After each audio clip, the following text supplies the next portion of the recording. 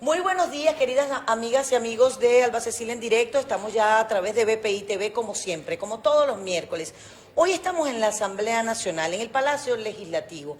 Estamos día martes, pero transmitiendo día miércoles, porque sabemos perfectamente las limitaciones que tienen los diputados en este momento para su funcionamiento del día martes, que es cuando sesionan. Justamente las restricciones que hay para poder tener una buena señal, en fin, no nos permitieron salir en vivo a través de BPI TV. Pero nos quisimos acercar hasta aquí para conversar con el diputado Alfonso Marquina. El diputado Alfonso Marquina es contador, también es administrador, es miembro de la Asamblea Nacional, de la Comisión de Finanzas de la Asamblea Nacional y es miembro también del Partido Primero Justicia, representante en la Asamblea Nacional por Primero Justicia.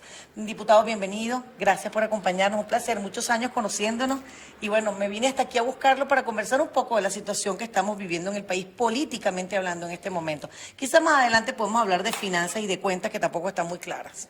Bueno, sí, efectivamente tenemos muchísimos años conociéndonos, Alba, porque es que nos conocemos desde muy jóvenes, así que no vamos a decir cuántos años, no, mejor pero no, mejor lo que no. sí es importante es que en esta lucha que hemos dado los venezolanos, cada uno de nuestras trincheras, en el caso tuyo desde el ejercicio del periodismo, que es quizás una de las profesiones más riesgosas que hay cuando tenemos un autoritarismo, una dictadura en un país determinado. Y nosotros desde nuestra posición política como diputados nos ha tocado pasar momentos muy difíciles. Así que celebro mucho esta posibilidad y por supuesto, como lo acabas de señalar, no lo podemos hacer en vivo, como dice el programa, porque el país sabe las restricciones que desde hace más de 4 años tiene el Parlamento. Un parlamento sin presupuesto, un parlamento incluso sin aire acondicionado. Ustedes sin sueldo. Sin sueldo, un parlamento cercado desde todo punto de vista, no solo desde el punto de vista financiero, sino como viste también todas las restricciones por parte de los órganos de seguridad para que se pueda tener acceso a un poder público que por mandato constitucional todas sus actuaciones son públicas. Es decir, que esa actuación que vemos allá afuera de la Guardia Nacional es una violación flagrante a la Constitución. Con la suerte que tuvimos hoy de que no estaba el grupo de violentos alrededor de la Asamblea Nacional y pudimos entrar sin ningún problema. Pero ese es el día a día de ustedes cada vez que les toca sesionar en la Asamblea. De hecho, en este salón, usted lo decía, tiene razón, en este salón no hay aire acondicionado. Nosotros estamos en el pre-despacho o en la antesala exactamente de lo que es el hemiciclo. Y bueno, los grupos de desadaptados normalmente no llegan tan temprano. Yo me imagino que el horario que les pagan no es desde tempranas horas de la mañana, pero seguramente cuando salgas a Alba Cecilia ya van a estar ahí apostados. Así que te pido fortaleza cuando escuches los insultos y las descalificaciones. Sí pasa. Ruego que no te afecten, porque deben ofenderte quien puede, no quien quiere. De acuerdo, diputado, así es. Vamos a comenzar un poquito haciendo reflexiones sobre lo que está pasando en Venezuela. Recientemente, pues, había una posibilidad, yo no sé si usted está de acuerdo con el diálogo, con la negociación, digamos que con la negociación, pero por supuesto para llegar a una negociación hay que sentarse a dialogar, a hablar, a conversar. Barbados, de Barbados se para el Ejecutivo, escuchamos a un Diosdado Cabello diciendo que él no dialoga ni negocia con hipócritas, y hoy estamos escuchando muy recientemente y muy fuertemente desde todas partes. Associated Press relacionaba ayer una reunión inmediata que tenía Diosdado con las altas autoridades de la Casa Blanca, con autoridades que el presidente Trump ha dispuesto para hablar con un Diosdado Cabello, que ayer decía en hora de la noche que él hablaba solo si Maduro lo autorizaba. Eso quiere decir que sí es posible entonces que haya algún coqueteo, entre comillas, digámoslo de esa manera, o alguna conversación con el gobierno de los Estados Unidos cuando se ha dicho con ellos no queremos nada. Mira, lo primero es que efectivamente yo soy un demócrata. De hecho, el país me ha conocido siempre como un parlamentario, un diputado. Y parlamentario es eso, es parlamentar, es hablar, es discutir, es negociar, es acordarse, es utilizar la palabra, las ideas como único mecanismo de confrontación, pero también como la única herramienta para lograr los acuerdos que satisfagan a las grandes mayorías. Así que siempre estaremos de acuerdo con el diálogo, siempre estaremos de acuerdo con una negociación que nos permita superar las crisis del pueblo de Venezuela. Ahora bien, en un diálogo tiene que haber voluntad de ambas partes. Por eso hemos visto cómo este proceso de acercamiento, de conversaciones, ha venido evolucionando. Hace 2 años... Evolucionando. Sí, sí, sí. De hecho, hace 2 años viste tú un primer intento en República Dominicana. Yo fui uno de los representantes de la Alternativa Democrática Venezolana. Éramos 4, yo era uno de ellos. En ese entonces mucha gente nos descalificó, nos criticó que estuviéramos en ese proceso de diálogo. Incluso algunos nos decían ingenuos que nosotros creíamos que podíamos ir a convencer al gobierno. Y yo les decía que no, nosotros no íbamos a convencer al gobierno, nosotros íbamos en realidad era a convencer a 6 países que estaban ahí como testigos de excepción e incluso a un representante del ciudadano del mundo con mayor credibilidad, que era un representante del Papa Francisco. Y efectivamente eso fue lo que ocurrió.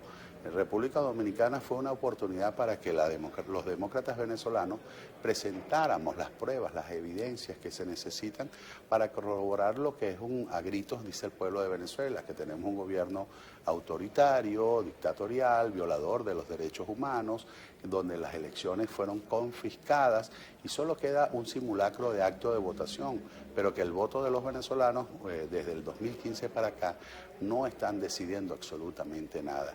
Y si ese voto no decide, bueno, sencillamente no estás eligiendo. Diputado, usted ha hablado en reiteradas ocasiones de las elecciones. Y justamente este es el tema que levanta de la mesa al gobierno. No les gusta que se hable de elecciones generales. Ellos hablan de adelanto de elecciones parlamentarias. De hecho, se crea una comisión. Y en esa comisión, supuestamente, se va a consultar a un pueblo, que no sé cuál es ese pueblo, que decidiría en esa consulta popular qué día se realizarían las elecciones parlamentarias. Y se está hablando ya en el mes de enero. Mira, no se trata de que sean elecciones parlamentarias, presidenciales. Al gobierno lo que no le gusta es que se hablen de elecciones. Ellos prefieren seguir con estos simulacros. Es decir, para nosotros elecciones es con un árbitro electoral imparcial, objetivo, autónomo, no con estos usurpadores que hoy tenemos en el CNE. Para nosotros unas elecciones se materializan con el registro electoral depurado, donde se abra, de acuerdo a la Constitución, a la posibilidad que más de 4,5 millones de venezolanos que están en el extranjero puedan ejercer su derecho al voto con el único requisito constitucional, que es ser de mayor de edad y con una cédula de identidad laminada.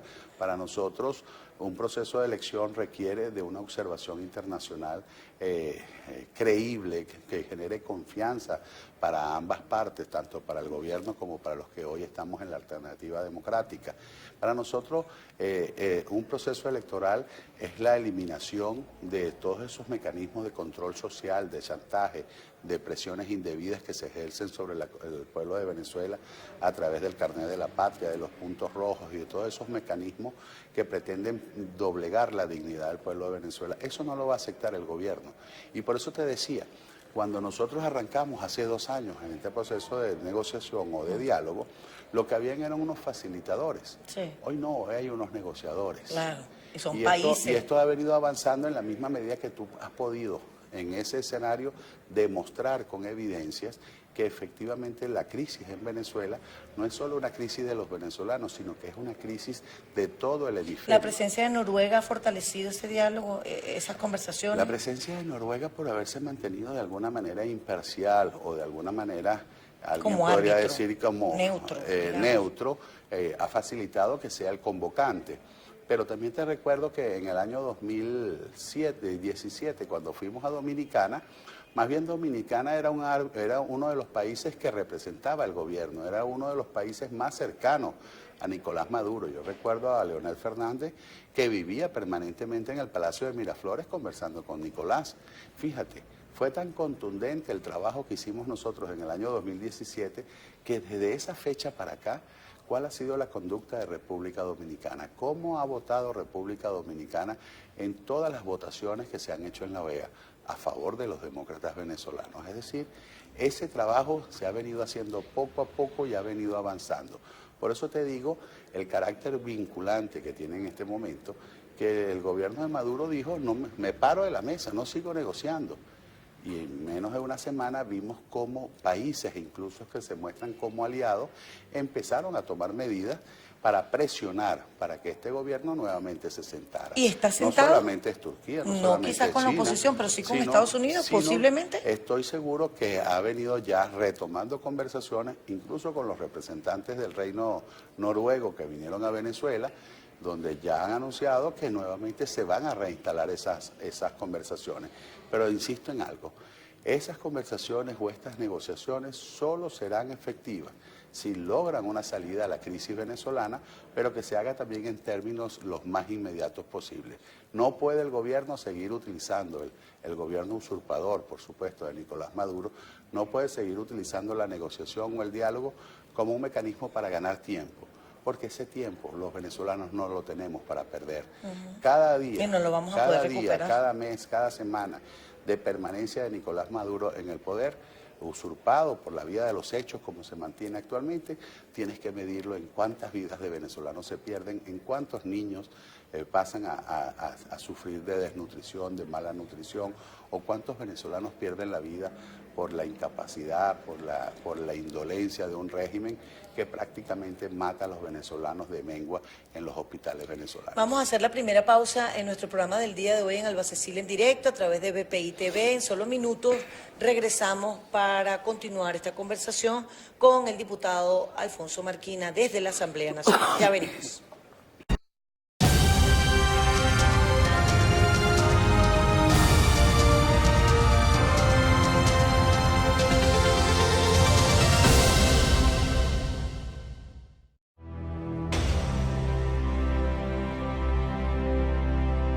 Casos de investigación. ¿En qué condiciones se encuentra el metro? ¿Es seguro viajar en el metro? Nosotros tenemos que empezar a producir otra vez nuestra propia gasolina. Es muy difícil que bombeen esa agua hacia la zona por la que nosotros vivimos. Temas que quedaron en el olvido. El capitán Juan Carlos Caguaripano, junto al general Baduel, son los dos únicos presos que actualmente se encuentran en la tumba. ¿En qué estatus se encuentra en este momento el caso? En estos momentos todavía estamos esperando por la primera audiencia de juicio. Venezuela y el mundo fueron testigos, casi en una transmisión en vivo, de lo que aquí ocurría. Esto y más en ¿Qué pasó con? Todos los miércoles, 6 de la tarde, este de los Estados Unidos y Venezuela, 12 de la noche, España, por BPI TV.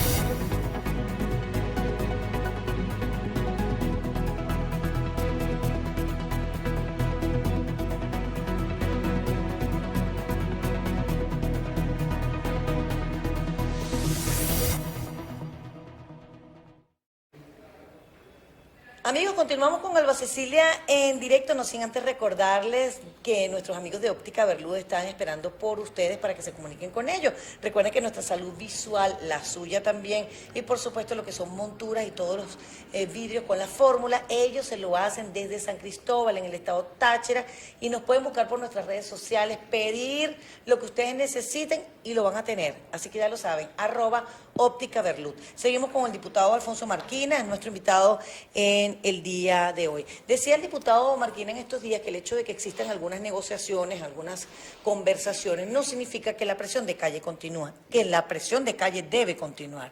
Hemos visto cantidad de protestas, diputado, aisladas, digamos, de una forma u otra, pero la protesta generalmente es por los servicios básicos. El tema del gas, lo vemos a diario cuando salimos acá a la calle, o del agua, o la angustia de todos los días de los venezolanos que tiene que ver con la luz. Son, digamos, cosas tan básicas como para poder tener un poquito de calidad de vida y no la tenemos. Eso significa, pues, que la presión de calle debe continuar, dice usted, a pesar de las negociaciones. ¿A qué presión de calle se refería el diputado Alfonso Marquina? A todas sin excepción. Es algo importante decir que, a mi juicio, la protesta y las negociaciones no son mecanismos excluyentes, sino por el contrario, se complementan. En la medida que tú tengas mayor protesta, las posibilidades de éxito en una negociación son mayores. Pero también la negociación sin la protesta no llega a ningún lado, pero la protesta sin la negociación también se extingue, se fatiga, se cansa, se agota.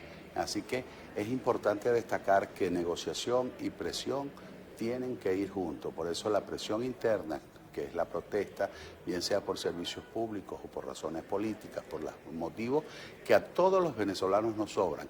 Pero también la presión internacional tienen que mantenerse para lograr que estos delincuentes que hoy usurpan el poder en Venezuela entiendan que no les queda otra oportunidad que no sea la de una negociación que permita salir de esta tragedia a todos los venezolanos. Esta presión internacional se ha sentido muy fuerte en estos tiempos y de eso vamos a hablar un poquito más adelante. Hemos visto que China y Turquía han reaccionado, sumado a los 50 países que ya sabemos que están acompañando a Juan Guaidó en este proceso y a la alternativa democrática. Son 62 países que se han pronunciado a favor de la Asamblea Nacional y ya van 58 países que han reconocido a Juan Guaidó como el presidente legítimo de Venezuela. 58 países ya y 62 a la pronunciándose Asamblea a favor de Nacional la como Asamblea. único poder legítimo del país. Excelente.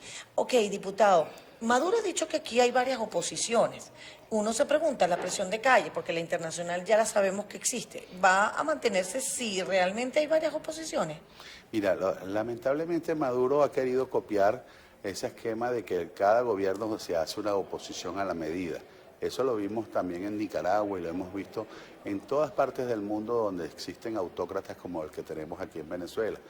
Por eso, una de las razones que llevó a que el mundo democrático desconociera a Nicolás Maduro y su proceso electoral fraudulento del 20 de mayo fue precisamente esa.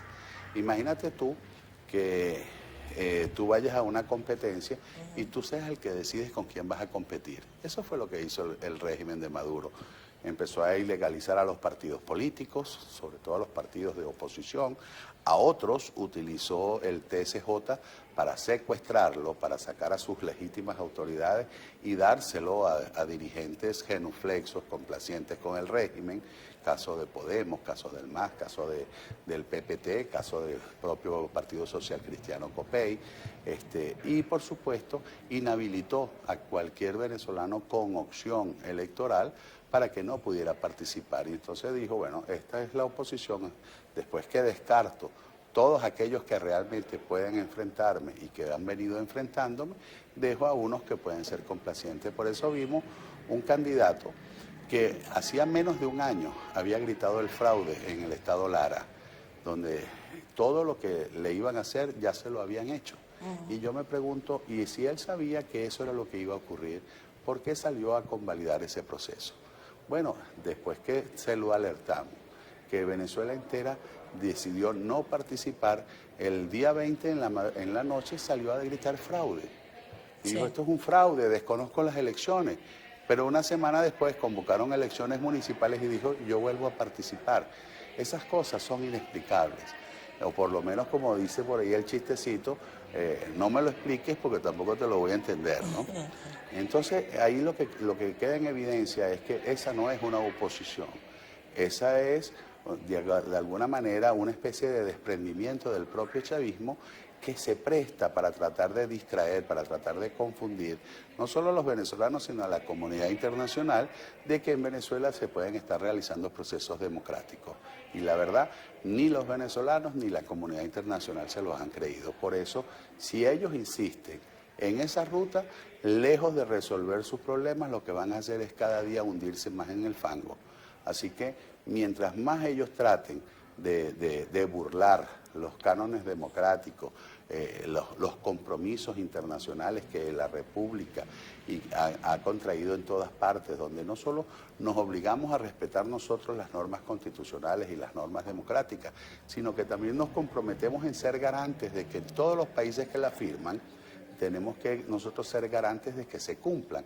Así que como en un momento determinado Venezuela se preocupó cuando el presidente era el señor Hugo Chávez por lo que ocurría en la Honduras de Zelaya, bueno, hoy no pueden ellos criticar que el mundo entero esté preocupado por ese autoritarismo, por esa dictadura que pretende pisotear la dignidad del pueblo venezolano. Diputado Alfonso Marquina, yéndonos un poquito más en el área internacional, hay algunas cosas interesantes que están pasando con el tema de la diáspora que tenemos en el país.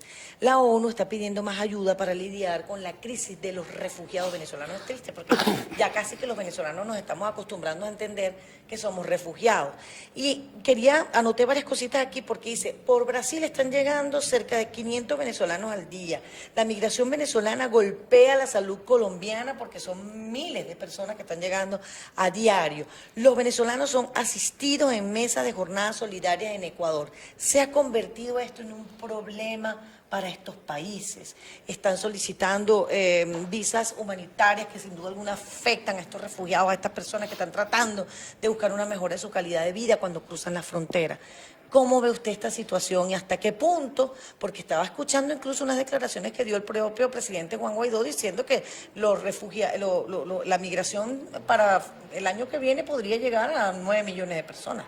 Sí, lamentablemente, mira, hablar de este tema es imposible no cargarte de angustia, de tristeza, de dolor. Sí. A nosotros nos ha tocado incluso presenciarlo. Yo he visto a hombres, un hombre en Cúcuta, al verme llorar y decirme, diputado, me vine, dejé a mis hijos, dejé a mi mujer, tenía 2 hijas hembras, según lo que él me narraba, y yo le decía, ¿y para dónde vas? Me dice, no sé a dónde voy. ¿Y tienes dinero? Me dice, no tengo bolívares, no tengo dólares, no tengo pesos, no tengo absolutamente nada. Pero me voy. Pero tengo la seguridad que en cualquier sitio donde llegue voy a conseguir las oportunidades que en mi país se me están negando. Entonces, esa diáspora es una expresión de la desesperación de un pueblo que no soporta la tragedia que le pretende imponer vivir el actual régimen usurpador. Pero también empieza a ser un problema para los países vecinos, porque tú tienes un ritmo de crecimiento poblacional que se ve seriamente afectado por una migración que en algunos países pasa de 800.000, de 900.000 personas, y eso por supuesto empieza a colapsarte los servicios públicos, te empieza a colapsar la educación, te empieza a colapsar los servicios de salud, e incluso empieza a generarse una especie de xenofobia, por supuesto, porque empieza a llegar una mano de obra calificada que está no sustituyendo les la mano de importa obra de cada uno trabajar de esos a países. un costo muy inferior de lo que digamos, cobran normalmente los nacionales en sus países. Y eso crea de alguna manera hasta una competencia desleal. Porque Sí. el venezolano que viene aquí de ganarse $3 mensuales y allá le ofrecen $200, así sea eso la mitad de lo que cobra un nacional, bueno, acepta. Porque para él lo importante es ver cómo manda una remesa a Venezuela, aunque sea de $100, para tratar de cubrir las necesidades mínimas Es una de su cuadro tristísima familiar. realidad que estamos Entonces, viviendo. es una situación muy triste, muy lamentable, y eso también de alguna manera es lo que ha hecho que se despierte ese compromiso y además esa convicción de que el problema de los venezolanos no es nada más de los venezolanos. Ya el problema de los venezolanos se ha convertido en un problema hemisférico y es lo que ha hecho que todos los países de América Latina y muchos países del mundo hoy estén solidarios en buscar una solución a esta tragedia que estamos viviendo. Desde la Asamblea Nacional estamos transmitiendo este programa de BPI TV y por supuesto para ustedes recuerden que nuestra galería a través de nuestras distintas plataformas, a través de YouTube pueden conseguir esta entrevista Alba Cecilia en directo con el diputado Alfonso Marquina. Regresamos en solo minutos para esta tercera parte de nuestro programa de hoy.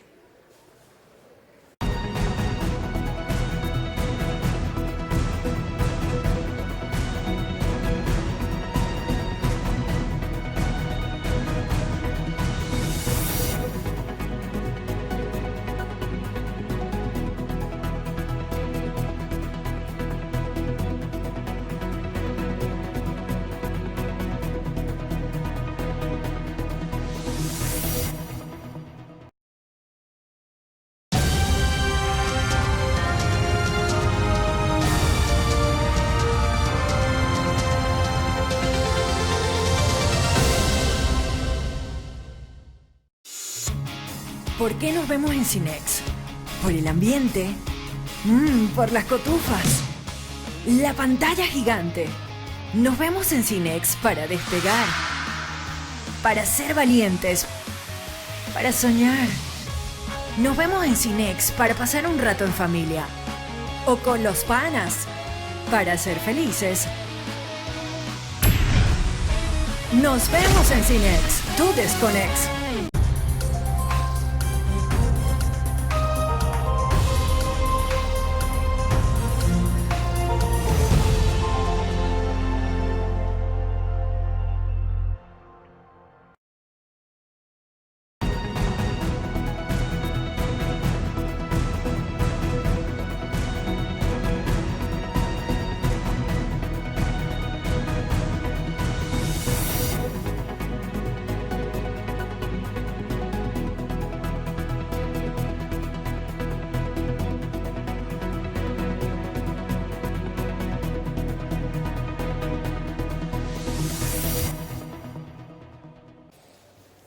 Nosotros continuamos aquí desde la Asamblea Nacional. El diputado Alfonso Marquina es nuestro invitado en el día de hoy en Alba Cecilia en directo, como todos los miércoles con ustedes, amigos.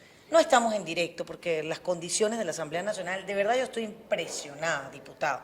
Entré al baño, no hay agua, yo creo que ni palanca para bajar la poceta, aquí no hay aire acondicionado, repito lo que dije al principio, no hay agua. El diputado tuvo que mandar a comprar un poquito de agua para nosotros. O sea, es realmente un boicot permanente contra el trabajo legislativo que ustedes han hecho luego de ser electos por el pueblo. Eso ocurre también en las oficinas administrativas, con la diferencia que ustedes medio pueden buscarse a alguien que les limpie, que los acompañe. Es sí, porque impresionante. aquí ellos incluso cuando vienen hacen ese desastre, incluso dejan pasar a los grupos de desadaptados que apostan en la parte de afuera para que hagan ese desastre y no dejen ese. O sea, hagan sus desastre. necesidades en el baño y ahí lo uno dejan. trata incluso de ingresar al personal de limpieza, al personal de mantenimiento, entonces los círculos de seguridad impiden que puedan entrar. Es decir, es como una acción premeditada de que nosotros tenemos que soportar estas condiciones para poder sesionar. Sin embargo, el compromiso de todos los diputados, sin excepción, ha sido muy por encima de todas estas adversidades. Incluso en las sesiones se les va la luz nos cada cortan rato, la les cortan luz. la luz. Recuerda que ya son varias las oportunidades también de que hemos estado sesionando y entran grupos armados y toman por asalto el Parlamento. Hemos visto a diputados tener que enfrentarse para garantizar la seguridad y la integridad física del resto de sus colegas. Es decir, es una situación muy compleja. Y nosotros evidentemente no estamos en Alba Cecilia todo el tiempo diciendo esto, porque estamos convencidos de que más difícil le está pasando al pueblo de Venezuela y que nosotros estamos aquí es con el compromiso de ser la voz del pueblo y no para venir a decir cuáles son nuestros propios problemas. Pero de verdad estoy impresionada, diputado. Mi respeto de esta forma de trabajar, porque incluso acabo de conversar con algunos de los diputados que han venido a la sesión de hoy martes. Repetimos, estamos grabando esta entrevista hoy martes porque no es posible tener una buena transmisión en directo, como siempre lo hacíamos en otras ocasiones, desde la Asamblea Nacional por estas restricciones que el diputado Marquina nos comenta. Veía a la diputada Delsa Solórzano y uno dice, Dios mío, ¿cuántas mujeres no trabajan aquí y en estas condiciones? De verdad, mi respeto, porque son condiciones sumamente deplorables. No hay ningún tipo de servicio en la Asamblea Nacional mientras ustedes están en la sesión del día martes. Es grave. Mira, nosotros tenemos casos como la diputada Amelia, que es una madre soltera, que tiene un niño especial y que, bueno, se ha visto restringida de 4 años, donde no solamente se le está negando a ella el derecho a tener una remuneración, sino que se le está negando a su hijo la posibilidad de que sea atendida debidamente por su madre, en virtud de que no tiene ninguna remuneración por todo este cerco financiero, criminal, que ha impuesto el régimen de Nicolás Maduro. ¿Cuántos años sin salario tienen ustedes? Ya vamos para 4, son 3 años y medio. Sin salario. Estamos sin salario. Creo y en que estas condiciones. desde mayo o junio del año 2016. Wow, de verdad se los digo desde aquí, muy lamentable. Diputado Alfonso Marquina, usted es miembro de la Comisión de Finanzas y esto tiene que ver con números, esto tiene que ver con tantas cosas que están ocurriendo en nuestro país. Sabemos pues la situación precaria que tenemos. Veía unas cifras recientes de Data Análisis que hablaba más o menos de cerca del 94% de los venezolanos decía que no podía vivir en esta crisis económica y pareciera que al gobierno se le están acercando más o se le está cerrando más las posibilidades de negociaciones internacionales. Por ejemplo, Turquía, el Banco de Turquía decide no tener ningún otro tipo de relación más a futuro ni en presente con el Banco Central de Venezuela. O por ejemplo vemos el caso de China con la petrolera china que tenía que estar comprando millones de barriles de petróleo y no lo hizo, decidió pararlo. Países que además han estado aliados en este régimen de Nicolás Maduro hasta ahora. ¿Qué pasa? ¿Hay más cerco desde el punto de vista económico para el gobierno? Estos son más sanciones, pero no solamente de los Estados Unidos. Mira, es que vamos a tratar de aclarar las cosas. Hasta el mes de enero de este año, todas las sanciones que se habían impuesto eran sanciones individuales, contra corruptos, contra violadores de derechos humanos, que lejos de perjudicar al pueblo de Venezuela, más bien yo creo que era un poco de esa justicia que nunca llegó en el país, que estaba llegando en otros países. porque allá se les congelan las cuentas porque no tienen cómo justificar el origen de esos fondos. Entonces son orígenes dudosos, son fondos de orígenes ilegales. Y que, bueno, aquí debieron haber sido investigados y sancionados los poseedores de esos fondos por haber cometido hechos de corrupción, hechos de violación de derechos humanos, porque cada vez que tú ves una cuenta de un fulano venezolano con 1.800 millones de dólares, con 1.200 millones de dólares, como fue primero el caso de Alejandro Andrade, luego del señor Gorrín, que se han hablado de cifras millonarias. Recientemente escuchamos una sanción también o congelación de cuentas para el hijo de Nicolás Maduro. Entonces uno se pregunta, ¿por qué esa justicia no se hizo aquí? ¿Cuántos de ellos se han preguntado, por ejemplo, el usurpador actual de la Contraloría General de la República, que acaba de emitir sanciones contra Julio Borges, contra Tomás Guanipa y contra otros diputados? Sí. ¿Por qué no ha hecho absolutamente nada para investigar esas cuentas? ¿De dónde salieron esos reales? Porque esos reales o era comida que debió haber llegado al pueblo de Venezuela, o era electricidad que hoy nos están racionando a todos los venezolanos, o era la posibilidad de tener una prestación del servicio de salud digno para que los venezolanos siguieran muriendo de mengua en los hospitales. Es decir, cada bolívar o cada dólar que se lleva a un corrupto es la posibilidad o es la violación a un derecho humano elemental que sufre el pueblo de Venezuela. Desde enero para acá, en virtud de la presión que se ha venido generando por toda la comunidad internacional, esas sanciones han venido incrementándose. El gobierno habla de embargo, mentira. Aquí a Venezuela no hay ningún tipo de embargo. Venezuela puede comprar, incluso en Estados Unidos, el gobierno usurpador de Venezuela puede comprar en Estados Unidos comida, alimentos, medicinas, etcétera. Lo que no puede comprar son equipos bélicos, armas de fuego, etcétera. El propio Maduro dice, estoy bloqueado, no puedo comprar medicina, pero después te anuncia compras de armas militares en Rusia o compras de uniformes para los militares. Entonces, ¿cómo es ese bloqueo? Ahora, que no hay financiamiento, pero no son por sanciones de ningún país.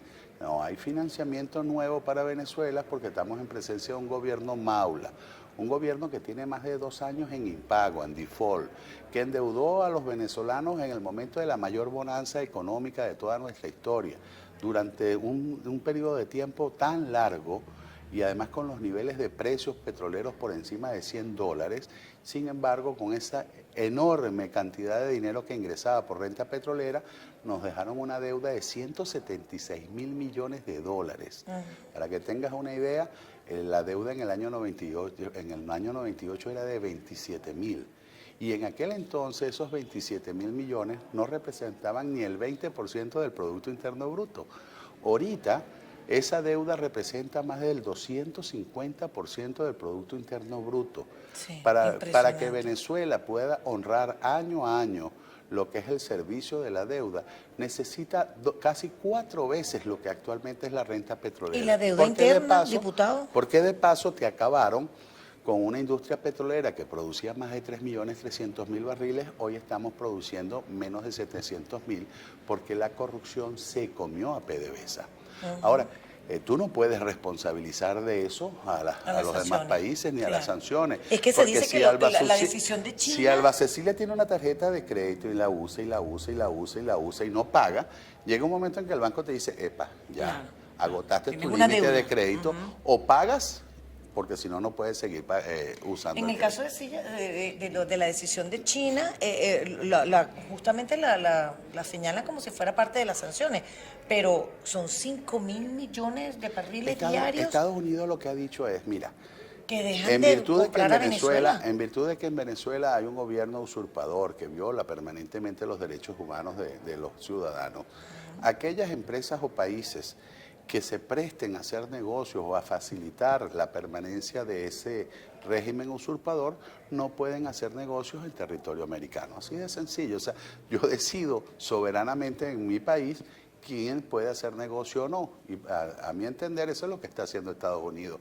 Ahora, China decide con quién le conviene más hacer negocios, si con los Estados Unidos y con las empresas americanas en territorio americano o con el gobierno usurpador y vejador de derechos humanos de Nicolás Maduro. Decidió, decidió. 5 millones, vamos a corregir, 5 millones de barriles de petróleo. Ese era el carguero que salía para ahora en el mes de agosto, que era un carguero de 5 millones de barriles. Le dijeron, mira, no los mande porque no vamos a seguir. Lo mismo acaba de hacer Turquía. Turquía con el Banco Central de Turquía le dijo, mira, no puedo seguir haciendo negocios con el Banco Central de Venezuela ni con la banca pública venezolana, porque para mí es más importante mantener los negocios con el mundo. ¿Eso ahorca financieramente el gobierno, el régimen de Nicolás Maduro? Eso, por supuesto, va a traer consecuencias, sobre todo de retrasos, porque alguien me podría decir, bueno, ¿y ahora qué vamos a hacer con el petróleo? Bueno, normalmente se colocará en el mercado secundario, pero evidentemente a unos precios quizás un poco más bajos. La operación financiera quizás sea más lenta y por supuesto va a tener una incidencia sobre el flujo de caja que mantiene el régimen usurpador. Ahora bien, yo quiero que los venezolanos estemos claros. La crisis económica tiene un solo responsable, Nicolás Maduro y su banda de corruptos. Aquí, desde enero para atrás, también teníamos inflación. Incluso la inflación el año pasado era exponencialmente más alta que este año. Y esto no es por un logro de medidas económicas, vamos a estar claros, pero el año pasado teníamos una hiperinflación que mensualmente estaba por encima de los 60 puntos, 80 puntos, llegó a estar en un mes. Ahorita tuvimos una de 33 puntos. Y tú me dices, bueno, y eso no es una mejoría. Esa desaceleración de la inflación no es una mejoría en materia económica, te tengo que decir que no. Porque lamentablemente se desacelera la inflación porque hay una reducción drástica en el consumo, en la demanda. La gente no tiene con qué pagar. Los venezolanos hoy están consumiendo un 35% menos de lo que consumían el año pasado. Para que tengas una idea, hoy más del 73% de los venezolanos reconocen hacer 1 o 2 ingestas al día. Es decir, esto se llama, señores, hambre. Los venezolanos están comiendo menos, pero además han cambiado su hábito alimenticio, Alba. Fíjate tú, en rubros tan importantes como la leche de vaca, que es fundamental como alimento para esos niños entre 0 a 3 años, porque el que no consume leche pierde talla, pierde peso, pierde capacidad de aprendizaje. Bueno, los venezolanos han reducido el consumo de leche en un 83%. Sí, en la carne de ganado vacuno, la reducción es del 80%. Estamos hablando que de más de 24 kilos per cápita, hoy estamos consumiendo cerca de 4 kilos per cápita. Entonces, es una cuestión terrible lo que estamos viviendo. Y esto no es desde el 23 de enero cuando Juan Guaidó juramentó ante el país como presidente. Esto no es por las sanciones o las posiciones que han asumido los países democráticos del mundo durante el año 2019. Esto viene incluso desde el año 2012, cuando lamentablemente lo que ya era un problema para los venezolanos, aquel terrible, aquel nefasto gobierno del señor Hugo Chávez, se convirtió en la tragedia que representa hoy el gobierno de Nicolás Maduro y sus corruptos. Tenemos que hacer una pausa y ya para finalizar en nuestra próxima parte concluimos con el diputado Alfonso Marquina. Así que quédense allí, que en solo minuticos cumplimos con compromisos, venimos con más.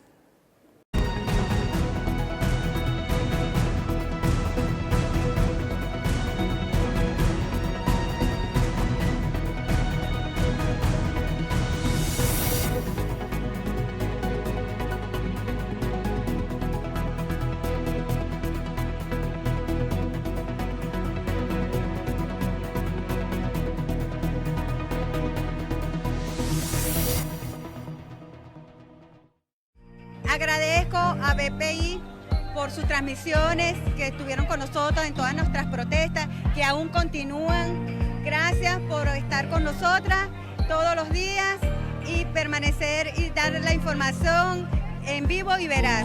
Se les agradece, felicitaciones por su trabajo, sigan así, no desmayen y síganos apoyando, que todavía falta un poquito más.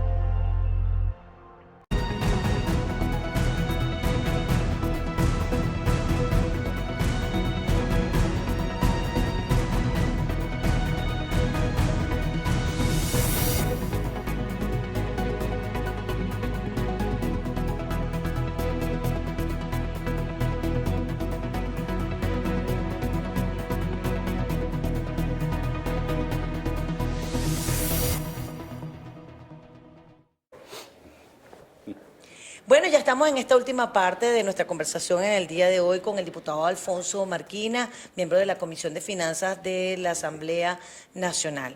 Bueno, diputado, definitivamente hoy martes entiendo que hay una sesión interesante porque tiene que ver con lo que se ha llamado el fracaso del cono monetario. Y esto no lo ha dicho solamente los diputados o un miembro de una Comisión de Finanzas que conoce de lo que está hablando.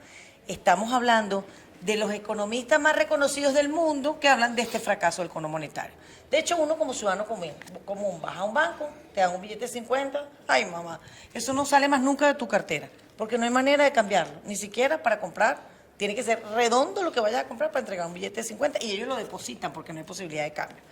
¿Qué pasó con este cono monetario? ¿Fracasó el mismo día en que salió al mercado? Este cono fracasó en el momento de que nació. Y lo dijimos siempre, incluso lo dijimos también cuando se eliminaron los primeros 5 ceros. Si tú no tomas las medidas para abatir la inflación, no haces nada con seguir emitiendo billetes de mayor denominación o no haces nada eliminándole ceros y ceros a la moneda, porque enseguida la inflación se los come. Ya de hecho, este billete es de 20.000 y hay uno de 50.000, que es el de mayor denominación. Ese es el que no hay manera que circule. El de 50.000 te alcanza para comprar un kilo de café o para comprar un cartón de posturas de gallina. Es decir, ya el poder de intercambio de la moneda prácticamente se perdió porque lamentablemente la inflación se ha venido comiendo ese poder adquisitivo del papel. ¿Y cómo moneda. funciona una economía así, diputado? Mira, lamentablemente no puede funcionar y es lo que estamos viendo. Esto se ve afectado porque efectivamente las reservas internacionales no se corresponden con el valor que se dice tienen estos papel moneda. Y mientras el gobierno siga ilegalmente vendiendo el oro de las reservas internacionales, mientras el gobierno siga vendiendo o emitiendo papel moneda o dinero a través electrónico, bueno, sencillamente el poder adquisitivo de este billete cada día es menor. Nosotros hemos visto cómo de manera exponencial ha aumentado la liquidez monetaria, pero sin embargo seguimos teniendo las mismas reservas. Por eso es que tenemos este proceso hiperinflacionario que lamentablemente, la verdad hay que decirla, cada vez que Maduro vende oro de las reservas internacionales o cada vez que Maduro prende la máquina y emite dinero inorgánico, le está sacando a los venezolanos el dinero del bolsillo. Por eso, 2 billeticos de estos representan el salario mínimo de los venezolanos, pero con 2 billeticos de estos no siquiera compras un cartón de huevos para que puedas alimentar a un grupo familiar. A pesar de que el Estado venezolano no se ha acostumbrado a dar cifras hace mucho tiempo, diputado, ¿podemos hablar de unas cifras de situación de pobreza, de hambre en Venezuela? Mira, para que tengas una idea, los cánones o los estándares internacionales a nivel mundial para determinar la pobreza extrema es de un ingreso de $1.90 al día. Es decir, se considera que una persona vive en pobreza extrema si su ingreso es inferior a $1.90 diario. En Venezuela el salario mínimo de los venezolanos es de $3, pero al mes. Así que estamos hablando de unos niveles de pobreza que ya superan el 80%. Cuando llegó esta tragedia de gobierno en los años 90, era casi que alarmante decir que la pobreza estaba llegando al 40%. Hoy estamos duplicando esa pobreza, pero la inmensa mayoría, más del 60% de los venezolanos, está en situación de pobreza extrema. ¿Y sí se ha dado cuenta ese pueblo venezolano que está en una situación grave desde el punto de vista económico, con hambre, con una situación alimentaria que no es la correcta, con niños desnutridos, como lo comentaba usted recientemente, diputado, porque ese es el futuro que va a poner en práctica la Venezuela que todos queremos, ¿no? Claro que se ha dado cuenta y por eso es que tú decías al principio del programa, creo que citaste a una encuestadora y hablaste del 94% de rechazo. Las más generosas con el gobierno te dicen que el rechazo está por encima del 80%. ¿Y por qué tú crees que este régimen tiembla cuando tú le hablas de elecciones verdaderas? Cuando tú le hablas de elecciones justas, democráticas, transparentes. Porque saben que en cualquier medición que ellos hagan, con un mínimo de condiciones que garanticen transparencia y respeto a la voluntad del pueblo, la paliza electoral que le va a dar el pueblo de Venezuela no va a tener precedente en toda la historia democrática, ni de Venezuela y yo diría que ni del mundo. ¿Por qué sentimos los ciudadanos comunes venezolanos, diputado Marquina, que este tema político, independientemente del diálogo, de las negociaciones, de lo que hemos visto que ha sido movimientos interesantes que se han dado en los últimos tiempos, está detenido, está como lento? ¿Por qué sentimos esto? ¿Ciertamente es así? ¿O usted siente que realmente se ha avanzado muchísimo más de lo que nos imaginamos los ciudadanos comunes? Alba, mira, yo quiero que entiendas algo. Los procesos de negociación internacional tienen que hacerse con absoluta discreción, porque hay una norma que establece que hasta el último punto no esté aprobado, nada está aprobado. Es decir, ellos, si hay 6 puntos sobre la mesa, ellos pueden haber avanzado en 5, pero si en el sexto no hay acuerdo en ninguno de los 6. Y por eso no se pueden ir adelantando informaciones ni se pueden estar haciendo públicas los resultados de cada reunión. Yo solo les quiero pedir algo. Los venezolanos le dimos el voto de confianza a Juan Guaidó. Entonces ejerzamos esa confianza, permitamos que Juan Guaidó siga trabajando, tengan la seguridad que cuando a uno va a un proceso de negociación no es que va a entregarse, no es que vaya a traicionar a los venezolanos, por el contrario, vaya a defender con argumentos, con fuerza, con vehemencia, cada una de las exigencias que hace hoy nuestro pueblo. Yo siempre pongo un ejemplo lamentable, Alba, pero hemos caído en un estado de escepticismo tal que muchos venezolanos te dicen, mira, la salida cívica tiene que tener apoyo militar. Yo digo, sí, eso es verdad, porque los militares, entre otras cosas, esa cúpula podrida de militares, son los que le dan soportes por la vía de los hechos a este gobierno. El día que los militares actúen con estricto apego a la Constitución, saldremos sin ninguna duda de esta tragedia. Pero si a mí me ven el día de mañana tomándome un café con un militar y pasa Alba Cecilia, estoy casi seguro que Alba Cecilia va a decir, Marquina como que se vendió. En vez está de negociando. Decir, está negociando. En enchufado. vez de decir Alba Cecilia, ahí está Marquina, convenciendo a ese militar de que tiene que actuar con estricto apego a la Constitución y las leyes. Pensamos mucho en ese tipo de cosas Y negativas. es normal que en este estado de angustia, de desesperación, todos tengamos esa carga de escepticismo. Pero tenemos que evitar que el gobierno nos siga llevando al plano emotivo. La política se hace desde el plano racional, es decir, la política se hace con la cabeza, no se hace ni con el corazón ni se hace con el estómago. El estómago es la política que quiere hacer el gobierno, pone a la gente a pasar hambre para manipularlos y chantajearlos. La emoción es buena, pero para otras cosas, porque incluso, Alba Cecilia, hasta los conflictos en tu casa, cuando tú tienes una discusión con tu pareja y tienes esa enorme carga emotiva, no tomas decisiones. Te metes en el cuarto, dejas que se te pase la rabia o que se te pase la angustia o que se te pase la euforia. Que te enfríe un poquito. Y luego te sientas y llegas a los acuerdos necesarios. En la política es exactamente igual. Eso que me digan algunos que el juicio popular siempre es acertado, el juicio popular no se equivoca, es mentira. Siempre que el juicio popular está con esa enorme carga emotiva, se ha equivocado. Y si no, recordemos el primer juicio popular que recoge la historia, que es aquel que condenó a Cristo y absolvió a Barrabás. Ha dicho Juan Guaidó, en la búsqueda de la libertad no hay improvisaciones, hay coherencia y firmeza.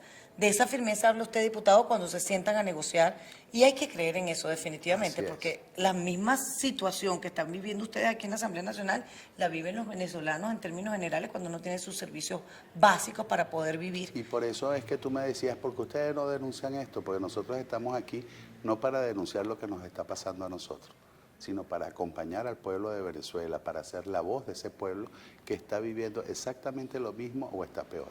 Lara, el estado Lara, que es de donde usted precisamente viene, no está exento de lo que está pasando en el Zulia, en Táchira, en la ciudad capital. Recibimos agua 2 veces a la semana por un espacio de horas. Todos los días nos están racionando la luz en un espacio de 6 horas.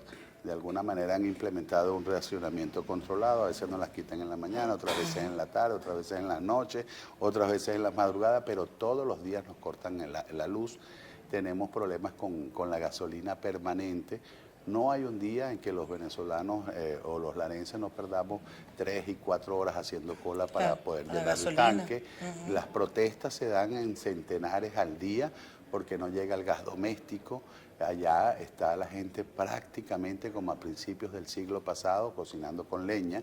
con diferencia de que en las casas a principios del siglo pasado, las cocinas estaban en el patio, los fogones estaban al aire libre. Hoy la gente está cocinando con leña dentro de sus casas y eso ha aumentado de manera exponencial las enfermedades respiratorias, problemas de afecciones en los ojos. Se está produciendo una deforestación irracional en todo el estado y consigo vamos a tener problemas en las cabeceras de los ríos, se empieza a ver deslizamientos en muchas partes porque la capa vegetal se ha venido afectando de manera significativa. Es decir, Lara, es una radiografía similar a lo que está pasando en el resto del país, cada una con sus condiciones. Tú sabes que da rabia para los que vivimos en el interior, ver que tratan de mantener a Caracas como una especie de burbuja. Uno llega aquí a Caracas y tienes luz todo el tiempo, no haces cola para echar gasolina, bueno, los alimentos se consiguen, quizás a precios muy altos. Y cuando eso pasa, todo el mundo entra en crisis. Muy altos, pero se consiguen. Sí. Pero es que en Lara ni siquiera teniendo puedes conseguirlo. Entonces uno dice, bueno, ¿será que aquí ahora para este régimen hay venezolanos de primera o venezolanos de segunda? ¿O será que le tienen miedo a los caraqueños y desprecian absolutamente al resto del país? Diputado, le agradezco muchísimo que nos haya acompañado, que nos haya permitido conversar con usted largo rato desde el hemiciclo de la Asamblea Nacional. Un placer, gracias a ti, verdad. Alba, y buenas noches para todos. Muchas gracias. Buenos días. Bueno, buenas noches también, porque nosotros transmitimos para muchos países y bueno, estamos por supuesto siempre en esa onda. Ese es el problema de cuando no es en vivo, ¿no? Así es. No estaba seguro si salía en la mañana, en la tarde o en la noche. En algunos países y en otros es de tarde. Así que bueno, muchísimas gracias. Amigas y amigos, muchas gracias por habernos acompañado a través de BPI TV. Alba Cecilia en directo volverá con ustedes el próximo miércoles, así que no se lo pierdan. Un beso grandísimo para todos.